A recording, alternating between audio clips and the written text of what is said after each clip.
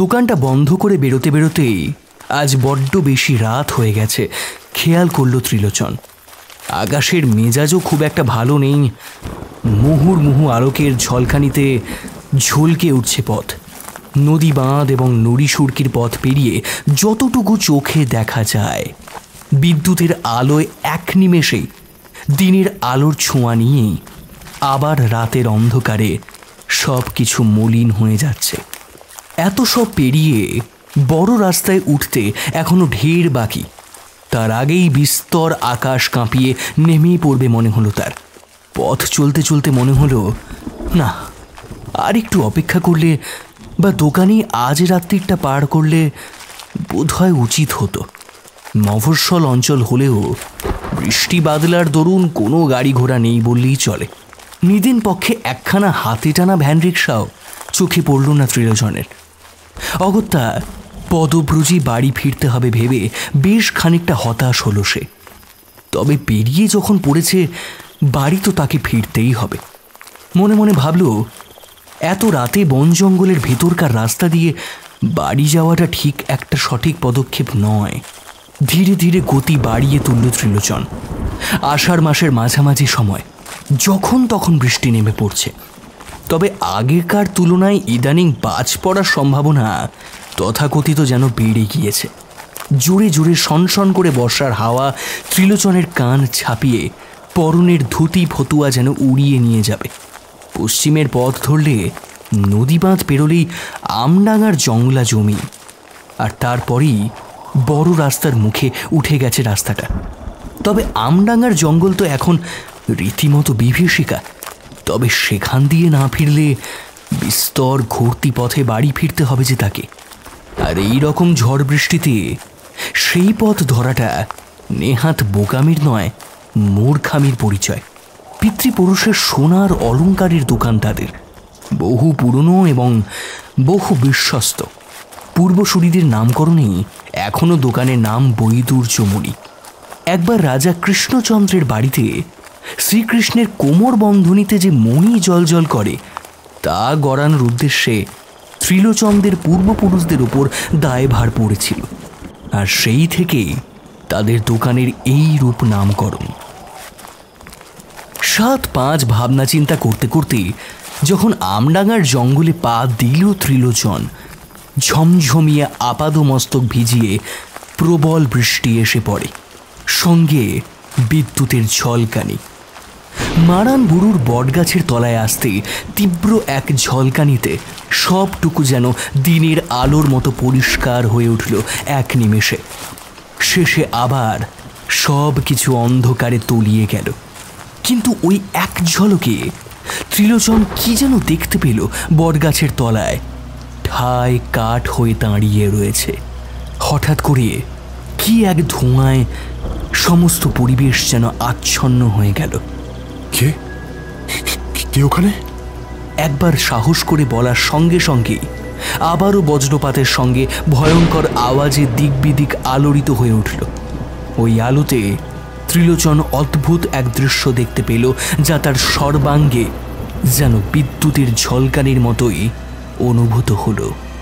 মানুষের সমান উচ্চতায় একজোড়া কাল কেউটে ফোনা তুলে তার দিকেই তাকিয়ে রয়েছে। এই দৃশ্য দেখা মাত্র ত্রিলোচন রুদ্ধশ্বাসে দিক বিদিক শূন্য হয়ে ছুটতে আরম্ভ করে। জলকাদাময় মাটিতে তার পায়ের জুতো খুলে যায়, পা রক্তাক্ত এবং কণ্টকিত হয়ে ওঠে। তবুও ত্রিলোচন এতটুকু সময়ের জন্যও অপেক্ষা করতে পারে না। ওইভাবে কতক্ষণ দৌড়েছে সে জানে না। বাড়ি আসতেই সদর দরজার সামনে আছাড় খেয়ে পড়ে। ধুম ধুম আওয়াজ শুনে সব সময়ের কাজের লোক নিতাই কাকা ছুটে আসে। ঝড় বৃষ্টির রাত, সকলে খাওয়া দাওয়া সেরে আগেই শুয়ে পড়েছে। ত্রিলোচনকে দেখা মাত্রই নিতাই কাকা দৌড়ে এসে ঝাঁপিয়ে পড়ে। ওগো, কে কোথায় আছো গো? দেখবে এসো, দেখবে এসো। বড় দাদাবাবু কেমন ধরে করছে গো? ও ছোট দাদাবাবু, ও বৌদিরা গো, দেখবে এসো। বড় দাদাবাবু কেমন মাটিতে শুয়ে কাটাচ্ছে গো। বাড়িতে উপস্থিত সদস্যরা সকলেই ছুটে এলেন। ত্রিলোচনের ভাইয়েরা, ভাইয়ের বউয়েরা, অর্থাৎ ছোট পক্ষের সকলে। ত্রিলোচনের বাবার দুই পক্ষ। প্রথম পক্ষের স্ত্রী মারা যাওয়ার পর দ্বিতীয়বার আবার বিবাহ করেন। প্রথম পক্ষের ছেলে বলতে ত্রিলোচন একাই, এবং ত্রিলোচনের এক বোন ছিল, অবশ্য সে বহুদিন আগেই মারা গেছে। বাকি 4 ভাই দ্বিতীয় পক্ষের। তারা সবাই জীবনে প্রতিষ্ঠিত হলেও বৈদুর্য মনির দিকে সকলের সমান আকাঙ্ক্ষা এখনো বর্তমান। ঝড় জলের রাত্রে ত্রিলোচনকে শুশ্রূষা করে সুস্থ করার চেষ্টা করল। নিতাই কাকা ত্রিলোচনের সহধর্মিণী ইন্দিরা নিরন্তর চেষ্টা করেই চলেছে। ভিজে জামাকাপড় পরিবর্তন করে তেল গরম করে হাতে পায়ে ডলে ডলে ভালো করে মালিশ করে দেয়। 1 গ্লাস দুধ গরম করে খাওয়ানোর চেষ্টা করতে থাকে ইন্দিরা। ঠিক সেই সময়ে ত্রিলোচনের বাবা অন্নদাশঙ্কর তাদের দড়ির কাছে এসে দাঁড়ায়। রাশভারী কণ্ঠস্বরে জিজ্ঞাসা করেন, বড় বৌমা, বড় খোকা এখন ঠিক আছে তো, নাকি পাশের গাঁয়ের মিত্তির ডাক্তারকে একখানা খবর দেব? আসুন না বাবা, আসুন, ভেতরে আসুন। একবার আপনি নিজের চোখেই নিজের সন্তানকে দেখে যান। আমি তার সহ্য করতে পারছি না বাবা, আমি সহ্য করতে পারছি। বলতে বলতেই শাড়ির আঁচল নাকের কাছে চেপে হাউ হাউ করে কেঁদে ওঠে সে। গতকাল তো ছেলেটাকে ভালো করে চোখেই দেখতে পান না অন্নদাশঙ্কর। শহরে তাদের একমাত্র সোনার দোকান বৈদুর্যমণি নিয়ে বড় ব্যস্ত থাকে বড় খোকা। দুদণ্ড যে বাবার সঙ্গে বসে কথা কইবে তার তো জো নেই। কোথায় কোথায় বড় খোকার কি হয়েছে বড় বৌমা? সবাই মিলে তো একেবারে বাড়ি মাথায় করে ফেলেছ, কই দেখি। এই বলেই হুড়মুড় করে ঘরের ভেতরে ঢুকে পড়লেন কাদম্বরী দেবী, ত্রিলোচনের ছোট মা। আহ, তুমি আবার ওখানে গিয়ে উৎপাত করছো কেন? তুমি তো বিশেষ কিছু করতেও পারবে না, শুধু শুধু একে তাকে দোষারোপ করে বাড়ি মাথায় করবে। যা করার বড় বৌমাকেই করতে দাও না। ও, আমি বুঝি বাড়ি মাথায় করি? আমি না থাকলে তো আমার ছেলে পুলেগুলো পথে বসবে গো। বড় বউই নিয়ে বিনিয়ে নাকি সুরে কেঁদে কুটে দোকানটা লিখিয়ে নিক আর কি। আর শুধু দোকান কেন, এ বাড়ির স্থাবর অস্থাবর সম্পত্তির মালিকানা তুমি ত্রিলোচনকে লিখে দাও, সেটাই তো চাই ওই মাগি। আবার আবার আবার তুমি বাড়তি কথা বলছো গিন্নি। দেখছো ছেলেটার কি অবস্থা? কি অবস্থা? কি অবস্থা? সামান্য একটু বৃষ্টিতে ভিজে জ্বরটর বাঁধিয়েছে বোধহয়। 2-3 কড়া দাগের পত্তি দিলেই সেরে উঠবে, তাতেই একবারে বাড়িতে দক্ষযজ্ঞ লাগিয়ে দিল যেন। যত সব।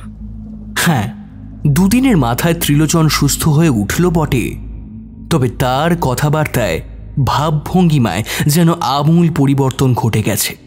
সবসময় কেমন যেন দেওয়ালের গায়ে আঁচড় কেটে চলেছে এবং বিড়বিড় করে কি যেন নিরন্তর বলে চলেছে।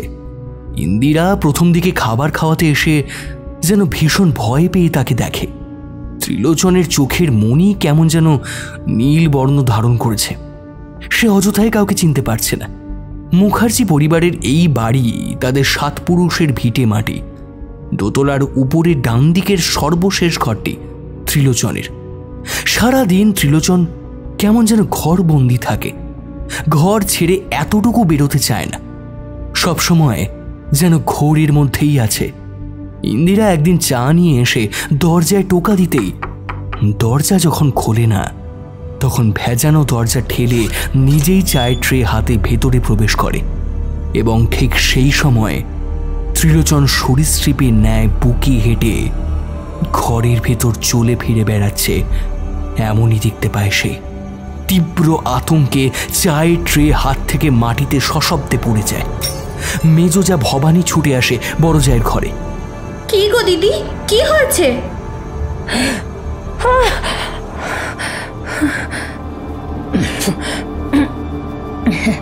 ও ও ও ও কিছু না রে মেজো, মেঝেতে জল পড়েছিল তো খেয়াল করিনি। আমার পাটা কেমন হঠাৎ পিছলে গেল কিরকম করে যে আর ডাল সামলাতে পারলাম না রে।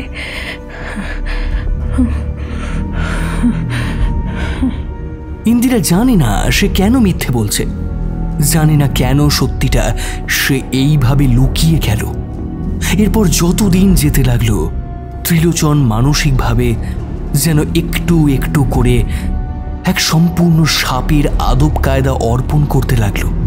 ইন্দিরা সন্তর্পণে তাকে পরিবারের সদস্যদের হাত হতে একটু একটু করে দূরে সরিয়ে নিয়ে যেতে লাগলো। মনের মধ্যে ভয় সঞ্চার হলো ইন্দিরার, পাছে তার স্বামীর বর্তমান অবস্থা সকলের নজরে পড়ে যায়, পাছে তাকে নিয়ে মানুষ কানাঘুষো করে, চারটে খারাপ মন্তব্য করে।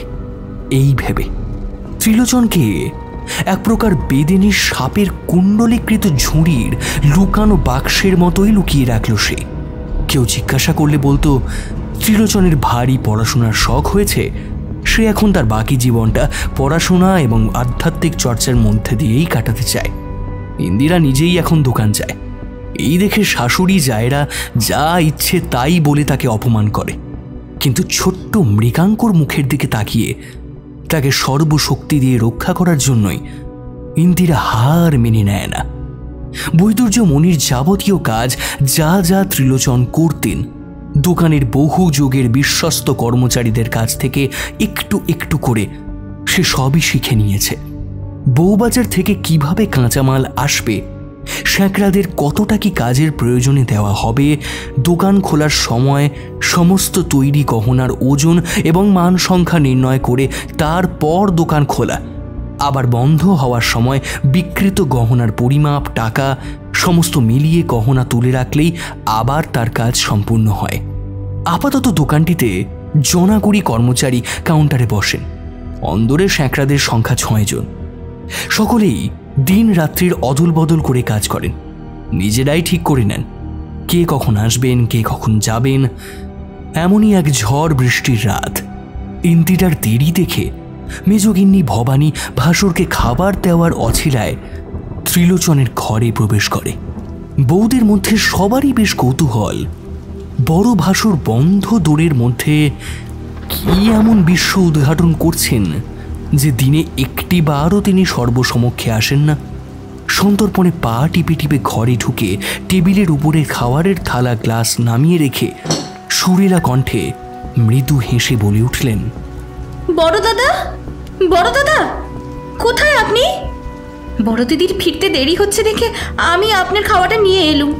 এখন খেয়ে নেন দেখিনি, মোচার ঘণ্ট রেঁধেছি আপনার জন্য। আপনার বড় প্রিয় দিদি ভাইয়ের মুখে শুনেছিলাম কি না।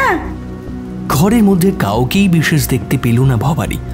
বাইরের বারান্দার দিকের পর্দাগুলি অবিরাম হাওয়ার তালে দোল খাচ্ছে। হঠাৎ পর্দার হাওয়ার ধাক্কা লেগে টেবিলের উপরে রাখা মোমবাতিটা মেঝেতে পড়ে যায়। আলো আধারিতে দেওয়ালের দিকে চোখ যায়নি ভবানীর, তবে মোমবাতিটাকে সোজা করে বসিয়ে রাখতে যেতেই চোখ চলে যায় সামনের বিরাট বড় দেওয়ালে। সেখানে কি একটা যেন নড়াচড়া করছে। বউদের মর্জি অনুযায়ী এক একটা ঘর নিজের মতো করে রং করিয়েছেন মুখার্জি পরিবার। কিছুদিন আগে পর্যন্ত বড়দিদির ঘর দুধ সাদা রঙের ওপর সোনার রঙের কলকা ওঠানো কারুকাজ দেখেছিল সে। মাঝে একবার ঘর রং করিয়েছিল বড়দিদি, তবে রংটা আর ভেতরে প্রবেশ করে দেখা হয়নি, কারণ তিনি ভেবেছিলেন বড় ভাসুর সবসময় ঘরের মধ্যে থাকেন। আজ দেখল গাঢ় সবজি রঙের পরে বাদামি রঙের ছোপ ছোপ ছিটের মতো দাগ। না, কোনো নকশা নয়, কোনো কলকাও নয়। এ কেমন ধারা ঘরের রং! এর আগে তো কখনো এমনটা দেখেনি সে। ঠিক যেন মাছের গায়ের আঁশের মতো ছোপ ছোপ দাগ।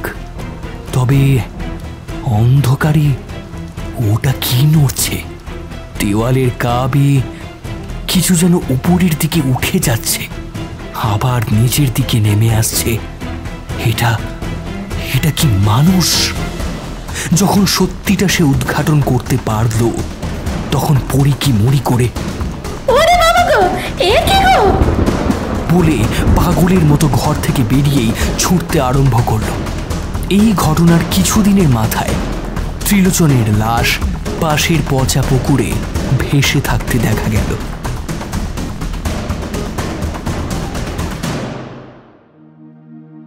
নমস্কার, আজ আমরা একত্রিত হয়েছি শুধু গল্পের জন্য। আজ আপনাদের জন্য রয়েছে একটি টান টান গোয়েন্দা গল্প, পূরবী গুড়িয়া। জন্ম 21শে ডিসেম্বর 1989 কলকাতায়। কলকাতা বিশ্ববিদ্যালয় থেকে বাংলা সাহিত্যে স্নাতক ও পরবর্তী সময়ে রবীন্দ্র ভারতী বিশ্ববিদ্যালয় থেকে বাংলা সাহিত্যে স্নাতকোত্তর ডিগ্রি লাভ করেছেন। সাহিত্য নিয়ে পড়ার সময় থেকে সাহিত্যের বিভিন্ন দিকপাল ও প্রথিতযশা সাহিত্যিকদের লেখা পড়ে অনুপ্রাণিত হয়ে লেখালেখির জগতে পদার্পণ। সামাজিক মাধ্যমে লেখালেখি আরম্ভ করলেও বর্তমানে ওনার লেখা নানান পত্রপত্রিকায় ও পূজা বার্ষিকীতে প্রকাশিত হয়েছে।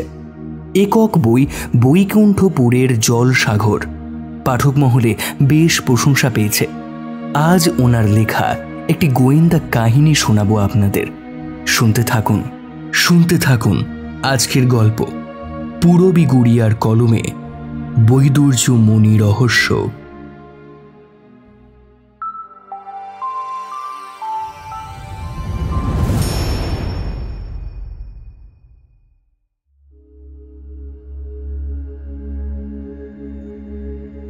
ইতিহাসে যে কোনো শক্তির যেমন উত্থান এবং পতন লক্ষ্য করা যায়, মানব জীবনের ক্ষেত্রেও তার অন্যথা হয় না।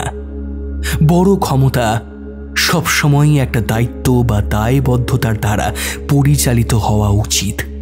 নিজের সঙ্গে ঘটা অন্যায়ের পুনরাবৃত্তি ঘটাতে চাইলে পৃথিবীতে মানব জাতির অবসান আসন্ন হয়ে পড়বে। বিখ্যাত ডাক্তার এবং শখের গোয়েন্দা সব্যসাচী ডাক পড়েছে বন্ধু তথা ইনভেস্টিগেশন অফিসার ধৃতিমান চট্টোপাধ্যায়ের কাছে। সব্যসাচী যদিও সময় একদমই বের করতে পারেন না, তবে ধৃতির অনুরোধকে তিনি আদেশ হিসেবেই দেখেন। ডাক্তার ও পুলিশের যে এমন যুগলবন্দি পৃথিবীতে রয়েছে তা তাদের পরস্পরকে না দেখলে ধারণাই করা যায় না। আরে এসো এসো সব্যসাচী, বসো। অদ্ভুত উৎকট একটা কেসের সম্মুখীন না হলে তোমাকে এইভাবে রাতারাতি এসকেপ করার প্রয়োজন হয়তো বা পড়তো না। চেয়ারে বসেই কথাগুলি মাথা চুলকোতে চুলকোতে বলে উঠলেন বছর 40-এর ধৃতিমান চাটুর্যে। চোখের দৃষ্টি স্পষ্টতই নানাবিধ ভাবনায় একেবারে আবিষ্ট হয়ে রয়েছে। বোঝাই যাচ্ছে নতুন কেসের জটিলতায় সারা রাতের ঘুম তার উড়ে গেছে। সব্যসাচী যথেষ্ট স্মার্ট, তার কথায় বার্তায় বিচক্ষণতায় অত্যধিক বুদ্ধির প্রভাব লক্ষ্য করা যায়। আর সবথেকে বড় ব্যাপার, লোকটা টেকনোলজি সম্পর্কে অসামান্য জ্ঞান। আচ্ছা ধৃতি, যে ছেলেটিকে তোমার ঘরে আসবার সময় বাইরে বিধ্বস্ত অবস্থায় বসে থাকতে দেখলাম, উনি কি কোনো বিপদে পড়েছেন? ধৃতিমান ভাবতেই পারেনি যে বাইরে বসে থাকা বছর 26-এর তৃণাঙ্কুরকে সব্যসাচী এখানে আসার সময় প্রত্যক্ষ করেছে। তুমি দেখেছো তৃণাঙ্কুরকে? আর বলো না, গতকাল রাতে রহস্যজনকভাবে প্রাক্তন আইপিএস অফিসার নীলকান্ত মুখার্জি অর্থাৎ তৃণাঙ্কুরের বাবার অস্বাভাবিক মৃত্যু হয়েছে। তাই তৃণাঙ্কুরই সকাল সকাল ছুটে এসেছে আমাদের থানায়। অনেকবার ফোন করেও পায়নি, তাই নিজেই এসেছে। ওকেই জিজ্ঞাসা করে জানতে পারি আইপিএস নীলকান্ত নাকি মাস 2 আগে তার হার্টে একটা মাইল্ড অ্যাটাক হয়, আর উনি তোমার নার্সিং হোমে ভর্তি ছিলেন। এই আইপিএসের ইতিহাস হয়তো তুমি জানতেও পারো, তাই তোমাকে ডেকে পাঠানো আর কি। বেয়ারা চা দিয়ে চলে গেলে পিছন পিছন বিধ্বস্ত কাপড়ের বেশে তৃণাঙ্কুর মুখার্জিও ধৃতিমানের কেবিনে প্রবেশ করেন। পোশাকের মধ্যে ডিজাইনার টি শার্টে যেখানে সেখানে ছিঁড়ে গিয়েছে, প্যান্টের সুতো বিভিন্ন জায়গায় ঘষা লেগে উঠে গিয়েছে, যেন মুখের মধ্যে কেউ যেন ভূষকালি মাখিয়ে দিয়েছে। ছেলেটা ঠিকমতো দাঁড়াতেই পারছে না, তো বলবে কি? এই ধৃতিমান, শিগগিরই ওর আগে চিকিৎসার ব্যবস্থা করো। উনি তো স্টেবলই নন মনে হচ্ছে। এই কি আশ্চর্য! স্যার স্যার স্যার স্যার আমি একদম ঠিক আছি স্যার। দয়া করে আপনি একবার আমাদের বাড়িতে চলুন স্যার। স্যার চলুন, প্লিজ প্লিজ চলুন স্যার। এই বলেই তৃণাঙ্কুর হাত জড়ো করে মাটিতে বসে পড়ে। সব্যসাচী আর কাল বিলম্ব না করে তারই নার্সিং হোমে কল করে অ্যাম্বুলেন্স ডাকিয়ে ভর্তি করায় তাকে। যেটুকু যা শোনার প্রাক্তন অফিসারের বাড়ি যাওয়ার পথে ধৃতিমানের মুখে বাকিটুকু শুনে সে। আইপিএস নীলকান্ত মুখার্জির 2টি সন্তান। বড়জন শেষাদ্রি বিলেতে থাকেন, এটি ছোট ছেলে। এবার বলো তো, এই নীলকান্ত কতটা কি অসুস্থতা নিয়ে ভর্তি হয়েছিল তোমার কাছে? দেখো ধৃতি, সারাদিনই তো অনেক রকমের রোগী আমার চেম্বারে কিংবা নার্সিংহোমে আসে, সবার নাম অতটা মনেও থাকে না, আর চেহারা তো ছেড়েই দাও। তবুও এই নীলকান্ত বাবুর কথা আমার মনে আছে, কারণ এর যে শুধু অ্যাটাক এসেছিল তা নয়, ভদ্রলোকের ব্যবহারেও একটা অদ্ভুত জিনিস আমি লক্ষ্য করেছিলাম। কি রকম? ভদ্রলোকের হার্ট অ্যাটাকের সঙ্গে সঙ্গে হয়তোবা মেমোরি অল্প বিস্তর ক্ষতিগ্রস্ত হয়ে গিয়েছিল। কারণে অকারণে তিনি বারবার মণি মণি বলে চিৎকার করে উঠছিলেন মাঝে মধ্যেই। মণি? খোঁজ নিয়েছিলেন তারপর? মানে কি এই মণি বা কে এই মণি? ভদ্রলোক সুস্থ হয়ে যাওয়ার পর রিলিজের দিন ওর বাড়ির লোকজন আসে। তাঁরা কেউই মণি নামের কাউকেই চেনেন না। এত বড় একজন আইপিএস অফিসার কেমন যেন গুটিয়ে গিয়েছিলেন। বিশেষ বড় অপারেশন তো ছিল না, তবে ওইটুকু আর করালেন না। একটু সুস্থ হতেই উনি বাড়ি ফিরে গেলেন। কথা বলতে বলতেই নীলকান্ত মুখার্জির বাড়ি পৌঁছলেন ডাক্তার সব্যসাচী এবং অফিসার ধৃতিমান। মোটামুটি বেশ বড়ই ছিমছাম বাড়ি। দোতলা বাড়ির মাথায় শেড দেওয়া ছাদ, ছাদের চারিদিকে পাতলা দেওয়ালের শৌখিন পাঁচিল দিয়ে ঘেরা রয়েছে। ওনারা বাড়িতে ঢুকতেই দেখতে পেলেন বসার ঘরেই অফিসারের মরদেহ শায়িত অবস্থায় রাখা রয়েছে। পাশেই মাটিতে বসে অঝোর নয়নে কেঁদে চলেছেন নীলকান্তের স্ত্রী নয়নতারা মুখার্জি। সব্যসাচী প্রথমে ঝুঁকে পড়ে মৃতদেহটি ভালো করে লক্ষ্য করার চেষ্টা করলেন। সাধারণভাবে খালি চোখে কিছু ধরা পড়ার উপায় নেই, তবে একটু একাগ্রতার সঙ্গে দেখলেই বোঝা যাবে দেহটি মাইনিউটলি ফ্যাকাশে হয়ে নীল বর্ণ ধারণ করেছে। যেন সাধারণত তীব্র বিষক্রিয়ায় দেহ কখনো কখনো এমন ঘন নীল বর্ণে রূপান্তরিত হয়। চোখের তলায় হালকা কালশিটে দাগ স্পষ্ট।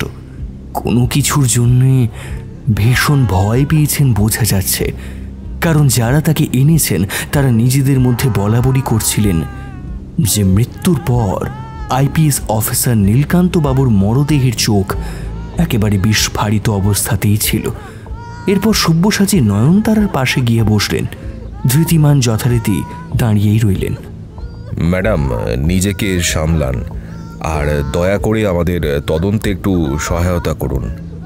বড় নিশ্চুপভাবে সমীহ করে এক ঘর লোকের সম্মুখে কথাগুলি বললেও নয়নতারা ব্যতীত ঘরের আর কোনো সদস্যের শোনার মতো কোনো অবকাশ ছিল না। আমরা কি ভেতরের ঘরে গিয়ে কথাবার্তা বলতে পারি? আসুন আসুন স্যার, আসুন আমার সঙ্গে। বলেই নয়নতারা চোখ মুছতে মুছতে তাদেরকে পাশের ঘরে নিয়ে গেলেন। নয়নতারার বয়স আন্দাজ করা যায় না, তবে দুই প্রাপ্তবয়স্ক সন্তানের মা হিসেবে তার বয়স 50-এর আশেপাশেই হবে অনুমান করা যায়। ঘরটা মোটামুটি বড়ই, সম্ভবত এটিকে অফিস রুমই বলা চলে। বলুন অফিসার, কি জানতে চান? কিভাবে ঘটনাটা ঘটলো যদি সবিস্তারে আমাদের একটু বলেন। গতকাল রাতে একটা পার্টি অ্যাটেন্ড করতে গিয়েছিলেন উনি। 2 মাস আগে ওই কার্ডিয়াক অ্যাটাকের পর বিশেষ একটা বাড়ি থেকে বেরোতেন না। সবসময় কেমন যেন একটা ভয় ভয় থাকতেন। তবে গতকাল বিখ্যাত নর্তক শিল্পী চন্দ্রাক্রান্তা কৃষ্ণমূর্তির একটা লাইভ স্টেজ শোয়ে প্রধান অতিথি শিল্পী হিসেবে গিয়েছিলেন। সেখান থেকে আর বাড়ি ফিরে আসেননি। আজ সকালে এইভাবে এলেন স্ট্রেচারে করে। ওর সঙ্গে কি কেউ গিয়েছিলেন ওই অনুষ্ঠানে? আর কোথায় হচ্ছিল এই অনুষ্ঠানটি? আপনি রাতে ফোন করেননি? নৃত্যকলা একাডেমি, সল্টলেক স্টেডিয়ামে। ড্রাইভার পিচুষ আর আমার ছোট ছেলে ট্রিনাঙ্কুরও গিয়েছিল ওনার সঙ্গে। আর টুবাই ছিল বলে আমি একটু নিশ্চিন্ত ছিলাম। তবে ও যখন ফোন করলো তখন রাত 3টে। হঠাৎ করেই নাকি ওনাকে খুঁজে পাওয়া যাচ্ছিল না। আর তারপর যখন খুঁজে পাই, হে ভগবান, সব শেষ, সব শেষ। তখন সব্যসাচীর কপালে চিন্তার ভাঁজ পড়ে। ধৃতিমান বলে ওঠে, রাতেই যখন মারা যান উনি, তখন স্টেডিয়ামের তরফ থেকে লোকাল থানায় যোগাযোগ করা হয়নি কেন? আর আপনার ছেলেই বা আমাকে ফোন করতে গেল কেন? ডায়াল 100-এও তো কল করতে পারতো। আমি জানি না অফিসার, আমি জানি না কেন এমনটা হয়েছিল। আমার তো সর্বস্ব চলে গেল অফিসার। কি হবে এবার? আমি কি রে বাজু, কি রে বাজু। আপনার কাউকে সন্দেহ হয়, মানে আপনাদের বা নীলকান্তবাবুর কোনো শত্রুতা কারোর সঙ্গে কখনো? সারা জীবন তো চোর ডাকাত খুনিদের নিয়েই কাজ, বলুন। আপনি তো ভালোই জানবেন অফিসার, কত শত শত্রুই না আছে আপনাদের। তা কি বাড়িতে কেউ জানেন? না জানা সম্ভব। তবে আমার ব্যক্তিগত কোনো শত্রুর কথা মনে পড়ছে না। সব্যসাচী ততক্ষণে এই অফিস ঘরের গোটা এক চক্কর কেটে ফেলেছে। দেওয়ালে টাঙানো কাঁচের ফটো শোকেসের দিকে এক দৃষ্টে তাকিয়ে জিজ্ঞাসা করলেন, নীলকান্তবাবুরা কতজন ভাই বোন? না মানে এখানে একটা ছবিতে দেখছি তো ভাই বোনেরা মিলে তুলেছে, তাই আর কি। ওনারা তো 4 ভাই। ও সরি 5 ভাই। 5 ভাই আর 1 বোন। ইন্টারেস্টিং। তাহলে প্রথমে 4 ভাই বললেন যে? আসলে আমার শ্বশুর মশাইয়ের 2 বিয়ে। প্রথম পক্ষের ওনার বড় বোন মনোহরা আর বড় ভাই ত্রিলোচন মুখার্জি। দ্বিতীয় পক্ষে ওনারা 4 ভাই, তাই আমি প্রথমে 4 ভাই বলে ফেলেছিলাম। ওরে বাবা, এ তো বিরাট বড় পরিবার। তো তারা সকলে এখনো জীবিত? বহু বছর ওনাদের কারোর সঙ্গে কোনো যোগাযোগ নেই স্যার, তাই বলতে পারবো না। তবে বড় দিদি মনোহরা বহুকাল আগেই মারা গিয়েছিলেন। তখন আমি সবেমাত্র বিয়ে হয়ে এসেছি মুখার্জি বাড়িতে। এর সঙ্গেও কিছু অদ্ভুত ইতিহাস জড়িত আছে। কখনো সময় পেলে আমার মেজ দিদি মানে মেজোজা ভবানী মুখুজ্জের কাছে জেনে নিতে পারেন, কারণ বড় দিদি মনোহরা আমার বিয়ের আগেই মারা গেছেন। সব্যসাচী সামনের টেবিলের উপর থেকে একখানি কাগজ কলম তুলে নিয়ে ধৃতিমানের উদ্দেশ্যে বললেন, ধৃতি, বডিটা পোস্টমর্টেমের ব্যবস্থা করো। জল মনে হচ্ছে অনেক দূর এগোবে। নয়নতারা দেবী, আপনার স্বামীর ভাইদের সকলের নাম আপনি বলতে পারবেন? আর এই যে আপনার মেজোজা ভবানী দেবী, ইনি এখন কোথায়, ঠিকানা জানেন? আচ্ছা, আর একটা কথা, মণি বলে কাউকে চিনতেন কি? কারণ এই মাস 2 আগে যখন নীলকান্তবাবুর অ্যাটাকটা হয়েছিল তখন উনি বারবার মণি মণি বলছিলেন। কই না তো, মণি বলে তো কাউকে মনে পড়ছে না এই মুহূর্তে। বড় বোনের নাম ছিল মনোহরা, তবে কখনো তো কাউকে তার নাম ধরে ডাকতে দেখিনি, তাই বলতে পারবো না অফিসার। বড় বোন মনোহরা আর বড় ভাসুরের নাম ত্রিলোচন, বড় দিদি ইন্দিরা আর মেজো ভাসুর শশীভূষণ, মেজো যা ভবানীতি, আর আমার নিচে 2 দেওর, সোমনাথ আর ওর বউ গায়ত্রী, ছোট পরাগ আর ওর বউ মৃণালিনী। পরাগ আর মৃণাল দেরাদুনে থাকে এখন।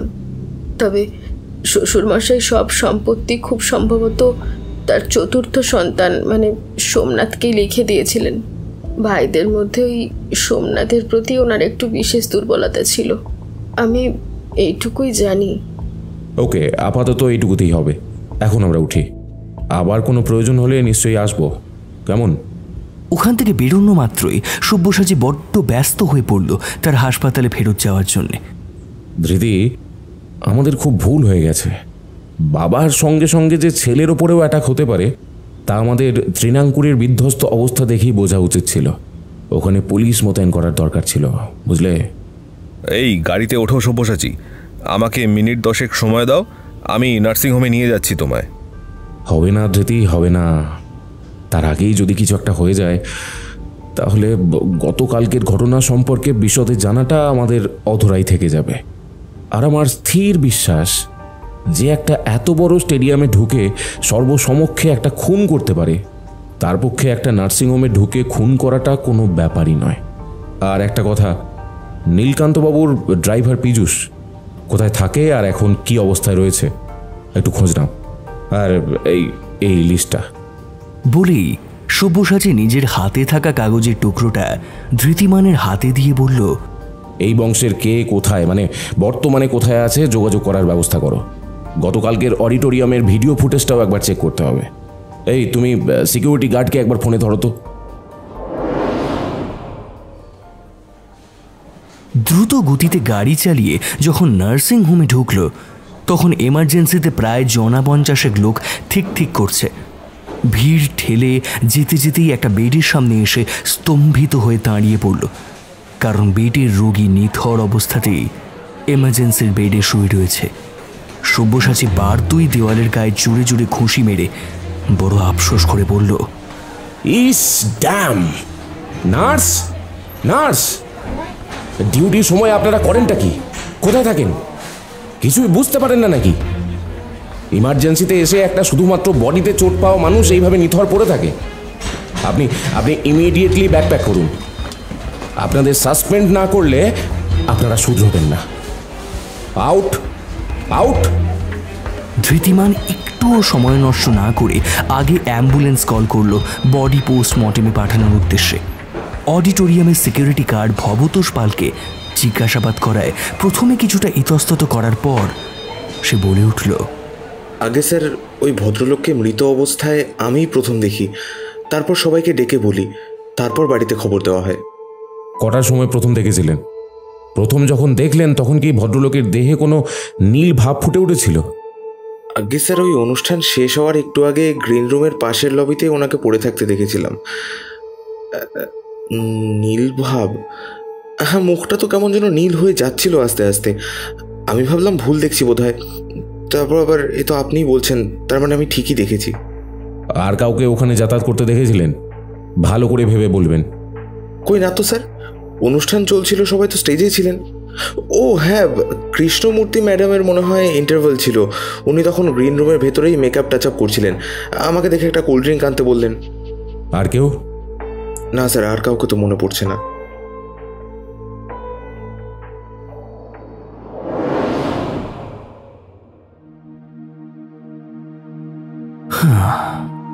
নিয়তি বড় বিষম বস্তু। কার কখন কিভাবে নিয়তি ঘনিয়ে আসবে তা কি কেউ জানতে পারে? তবে বর্তমান জন্মের কৃতকর্মের ফল সেখানেই তো ভোগ করতে হয়। পরজন্ম বলে কিছু আছে কিনা জানা নেই, তবে মানুষের পাপের ফল সারা জীবন তার অবস্থার সঙ্গে চুকিয়ে যেতে হয়। আজকের অফিসে বিশেষ কোনো কাজ নেই পরাগের। সামনের পাহাড়ি অঞ্চলের কিছুটা জমির পরিমাপ আজই সেরে রাখতে হবে তাকে। বড় সাহেব কল করে বললেন, पराग, वो वाटरफॉल के सामने वाला जो घना फॉरेस्ट है उसी का नाप भेजना होगा सेंट्रल में। वो सब तो ठीक है सर, बट आज सुबह से बहुत बारिश हुआ है, आज काम ठीक से हो पाएगा कि नहीं पता नहीं, कोशिश करते हैं। ফোনটা রেখে দিয়ে পরাগ ভাবল, বলে তো দিল, কিন্তু গতকাল রাত থেকে বৃষ্টিপাতের পরিমাণ এত বেশি হচ্ছে, এই অবস্থায় জলপ্রপাতের কাছাকাছি জঙ্গলে জমি জড়বিয়ের জন্য লোক পাবে কি করে? এখন যদিও বা আকাশটা একটু ধরেছে, তবু উত্তরের ঘন জঙ্গলে এই রকম মেঘলা আকাশে জঙ্গলের ভেতর অদ্ভুত আঁধার মানে রাতের পরিবেশের মতনই অনুভূত হবে। তার মধ্যে কাজ করা তো দুর্বিষহ ব্যাপার। তবে সরকারি কাজ আর সরকারের নির্দেশ, অগত্যা ভারতীয় জমি জরিপের এবং প্রত্নতাত্ত্বিক বিভাগীয় প্রধান কার্যালয়ের অফিসার ইনচার্জ হয়ে না করতে পারল না সে। এমনিতে দেরাদুনে থাকাটা উপভোগ করলেও বর্ষাকালটা এখানে বেশ বিরক্তই লাগে পরাগ এবং মৃণালিনীর। বর্ষার দরুন পাহাড়ি অঞ্চলের পথঘাট প্রায়শই বন্ধ করে দেওয়া হয়। বিভিন্ন দর্শনীয় স্থান আছে বলে দেরাদুনে নিত্য ট্যুরিস্টদের আনাগোনা লেগেই থাকে, তবে পথ বন্ধ করে দিলে বিপদের সম্ভাবনা কম থাকে। অনেকে তো ট্রেকিং করতে আসেন, সেক্ষেত্রে বাধ্যতামূলকভাবে পাহাড়ে ওঠার পথ বন্ধ করতে হয়। গাড়ি নিয়ে বেরোতেই সব সময়ের সঙ্গী রহমত এসে হাজির হলো।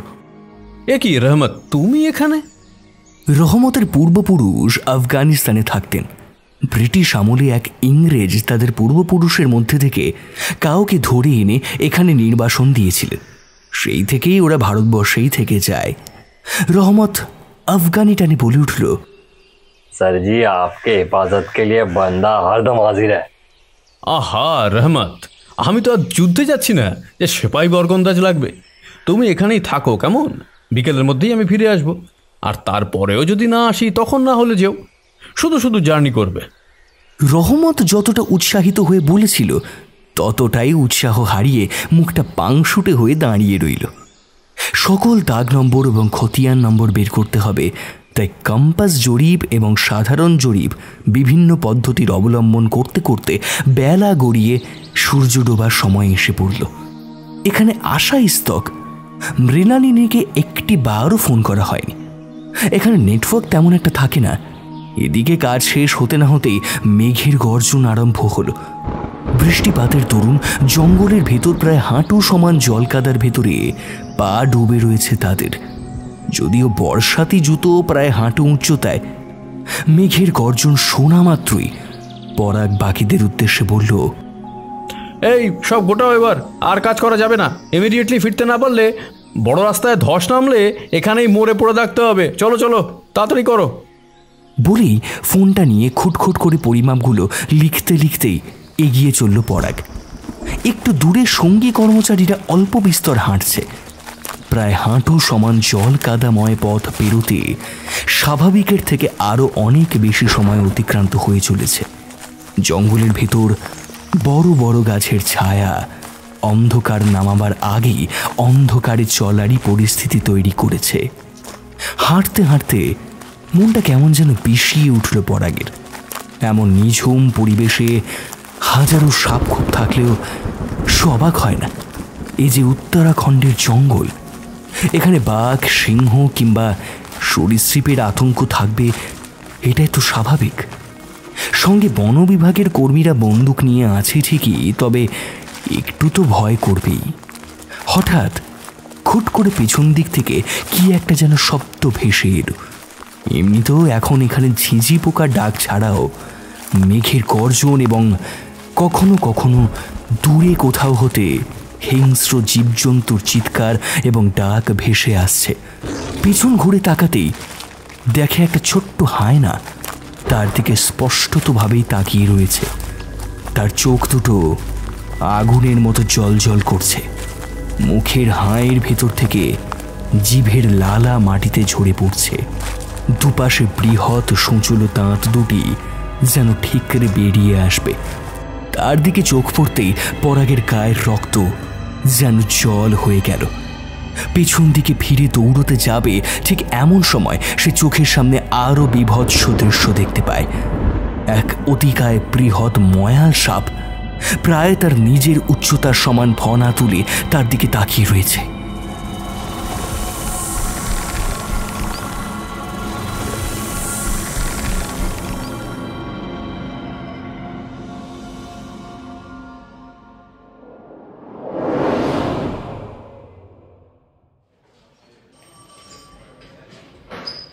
হ্যালো, আগে হ্যালো। হ্যাঁ ঋতুমান, আমি এসিপি ধীরাজ গুপ্তা বলছি। হ্যাঁ স্যার, বলুন। হ্যাঁ ঋতুমান, তোমাকে আমি সরাসরি ফোন করতাম না, হয়তো তোমাদের বড়বাবুকেই ফোন করতাম। তবে যেহেতু তোমার সঙ্গে আমার অন্য একটা সূত্রে আলাপ, তাই পুলিশ কমিশনার তোমাকেই ফোন করতে বললেন। হ্যাঁ স্যার, বলুন না, কি জানাতে চান? কোনো বিশেষ কেস কি? না শোনো, নীলকান্ত মুখার্জির মার্ডার মিস্ট্রিটা এখনো সলভ হয়নি, তাই না? না স্যার, ইনভেস্টিগেশন চলছে। আজকে নিউজটা পেয়েছো কি না জানি না, ওই নীলকান্তের ছোট ভাই, যে নাকি দেরাদুনের সরকারের প্রত্নতাত্ত্বিক বিভাগীয় অফিসের ইনচার্জ ছিলেন, গতকাল ভোর রাতে তার মৃতদেহ উদ্ধার হয়েছে ওই ওয়াটারফলের পাশের জঙ্গলে।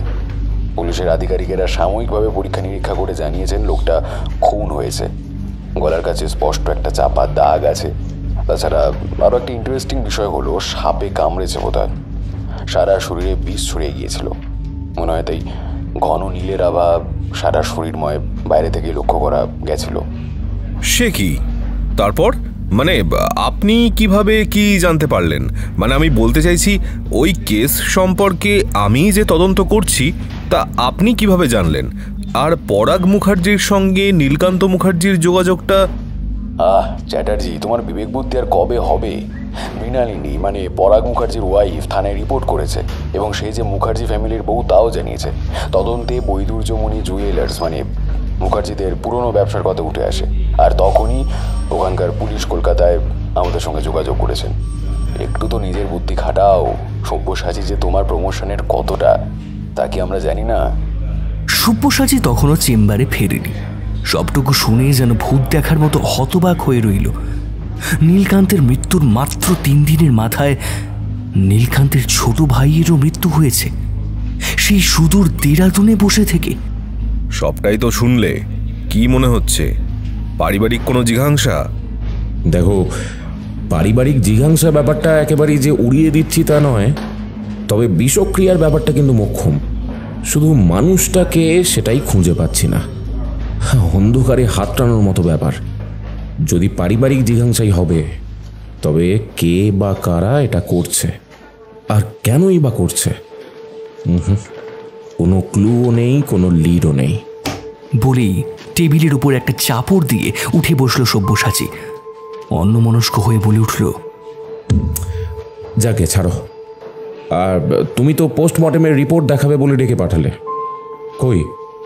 ও হ্যাঁ, এই নাও। বলেই টেবিলের ওই দিক থেকে ফাইলটা এগিয়ে ধরলেন ধৃতিমান। রিপোর্টের পাতা উল্টেই বড় বিমর্ষ হয়ে সে বলল, হেমোটক্সিক। স্ট্রেঞ্জ। এমনই কিছু অবশ্য আন্দাজ করেছিলাম। কি এই হেমোটক্সিক? এক ধরনের সাপের বিষ। বেশিরভাগ প্রজাতির র্যাটল স্নেকের বিষ হেমোটক্সিক। এই ধরনের বিষক্রিয়াতে শরীরের কোষগুলো ধ্বংস হয়, বিভিন্ন অঙ্গ প্রত্যঙ্গ অকার্যকর হয়ে পড়ে, আর কোয়াগুলোপ্যাথি মানে রক্ত জমাট ব্যাহত হওয়া দেখা যায়। বিষাক্ত দংশনের ক্ষেত্রে ক্ষত যদি খুব মারাত্মক হয় ও এনভেনোমেশন অর্থাৎ দংশন পরবর্তী শরীরে বিষের উপস্থিতি যদি খুব বেশি হয়, তবে অতি সত্বর কার্যকরী চিকিৎসা দেওয়া সত্ত্বেও দেহের অঙ্গ প্রত্যঙ্গ অকার্যকর হয়ে পড়তে পারে বা মৃত্যু ঘটতে পারে। এছাড়া এমনটি ঘটতে পারে যদি চিকিৎসা দেরি হয় বা সঠিক সময়ে সঠিক চিকিৎসা না হয়। এই জন্য র্যাটল স্নেকের দংশনে সবসময় মারাত্মক ক্ষতির আশঙ্কা থাকে। সঠিক সময়ে চিকিৎসা না দেওয়া হলে র্যাটল স্নেকের দংশন, বিশেষ করে বড় প্রজাতিগুলোর, সবসময় প্রাণঘাতী। অবশ্য সঠিক সময়ে অ্যান্টিভেনাম প্রয়োগ করা হলে মৃত্যুর হার অনেকটা কমে, কিন্তু এখানে তা বুঝতে বুঝতেই নীলকান্তবাবুর মৃত্যু ঘটেছে। আমার আন্দাজ নীলকান্ত মুখার্জির ছোট ভাই পরাগ মুখার্জির পোস্টমর্টেম রিপোর্টে একই কথা লেখা থাকবে। তাহলে এখন কি করণীয় আমাদের? তোমাকে তো দুদিন আগেই বললাম ধৃতি, মুখার্জি বাড়ির পরিবারের কে কোথায় থাকেন সকলকে খুঁজে বের করে অ্যালার্ট করতে হবে। যে বা যারা এই কাজ করছে তারা কেউ কিন্তু থেমে থাকবে না।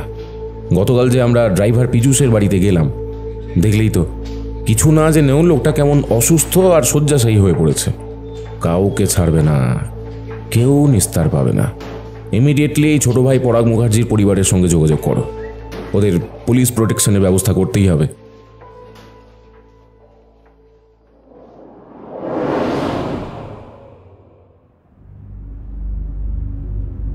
রাতের অন্ধকারে এক ছায়া মেয়ে মানুষ, কোমর ছাপানো কেশ রাশি, পরনে বিশাল বড় রক্ত রাঙা গাউন, হাতে একখানা আনকোরা ভোজালি হাতে চলেছে। যে কোনো ক্রমে তার শিকারের মৃত্যু যেন অবধারিত হয়, যেন স্বয়ং যমদূতের পরিচারিকা সে। চলতে চলতে হঠাৎই মাটিতে এক ঝটকায় শুয়ে পড়ে সেই নারী শরীর। তারপর বিষাক্ত সরীসৃপের ন্যায় নিজেকে আঁকা বাঁকা ভাবে ঘষ্টে ঘষ্টে এগিয়ে নিয়ে চলে এক অজানা পথচারীর পিছনে। চোখে মুখে ঝলসে উঠছে অদ্ভুত এক নারকীয় জিঘাংসা। ক্রোধে পরিপূর্ণ সর্বাঙ্গে সে ছাই ভস্ম মেখেছে। পথচারীকে প্রথমে ধাক্কা দিয়ে ফেলে দেয় মাটিতে, মুখ চেপে ধরে সে। তারপরেই বিষধর সাপের মতো হাঁ করে দাঁত বসিয়ে দেয় পথচারীর পায়ে। নিমেষের মধ্যেই পথচারীর দেহে বিষ ছড়িয়ে গিয়ে নীল বর্ণ ধারণ করে। মেয়ে মানুষটি পিশাচের ন্যায় তার জামা কাপড় উন্মুক্ত করে তাকে ওই অবস্থাতেই টানতে টানতে একটি দোকানের সম্মুখে ফেলে দেয়। দোকানের নাম বৈদুর্যমণি জুয়েলার্স। বিরাট আলোতে সাইনবোর্ডের লেখাটা প্রায় জল জল করে জ্বলছে।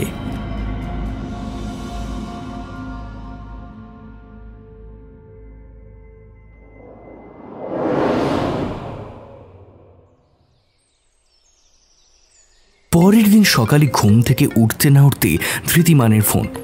টানা কয়েকদিনের টানা পড়ে নিয়ে সব্যসাচী বড়ই ক্লান্ত। নার্সিং হোম, হাসপাতাল, চেম্বার আর এই বিষধর কেসে সে একেবারে জেরবার হয়ে গেছে। হ্যাঁ সব্যসাচী, আরে আবারও এক ঘটনার ঘনঘটা। কাল যে খোঁজ নিতে বলেছিলে নীলকান্তের ভাইদের, তাদেরই একটা খবর আছে। একবার থানায় আসতে পারবে এখন? ঘুম চোখে ঘড়ির দিকে তাকাতেই সব্যসাচী দেখল ভোর 6টা। ঠিক 8টায় একটা ওটি আছে, গতকাল রাতেই কনফার্ম করেছে সে। আচ্ছা, আসছি। কোথায় আসবো? থানায়? ওদিক থেকে কি রিপ্লাই এলো শোনা গেল না, তবে এটুকু বলল শেষে, ধৃতি, জায়গাটা আমাকে একটু হোয়াটসঅ্যাপ করে দাও।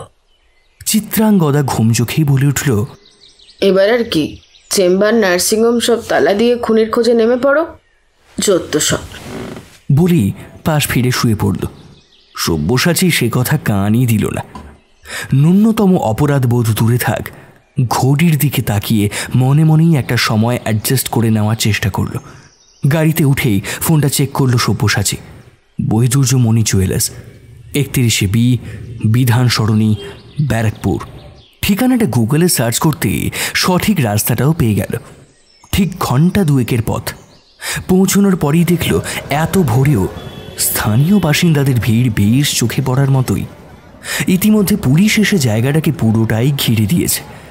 দোকানের মালিকের সঙ্গে যদিও এখনও যোগাযোগ করা সম্ভব হয়নি, তথাপি চেষ্টা করা হচ্ছে, কারণ মালিকেরা এখন কেউই আর এই ব্যারাকপুর এলাকার বাসিন্দা নন। সব্যসাচী গাড়ি থেকে নেমে মৃতদেহের দিকে এগিয়ে যায়। ধৃতিমান সেখানে আগে থেকেই উপস্থিত ছিলেন। সব্যসাচী আজও একইভাবে ঝুঁকে পড়েই বললেন, ধৃতি, একটা জিনিস লক্ষ্য করেছ? নীলকান্ত মুখার্জির মৃতদেহের সঙ্গে এই মৃতদেহের কি অদ্ভুত একটা মিল, তাই না? সে কি মিল খুঁজে পেলে?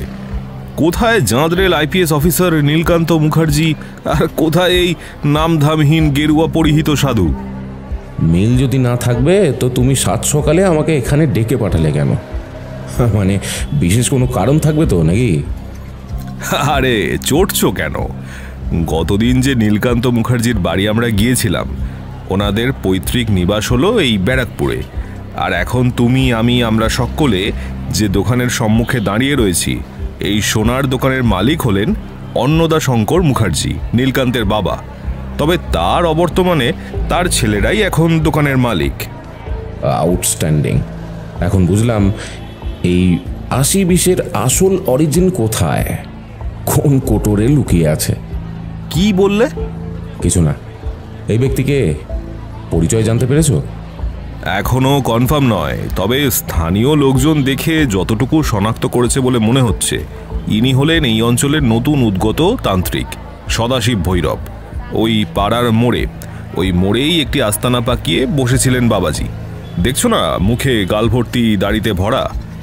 গেল বৈশাখে এখানে এসে আস্তানা গেড়ে বসেছিলেন। হয়তো হাতটা দেখে ভুলভাল বলে ফেলেছেন।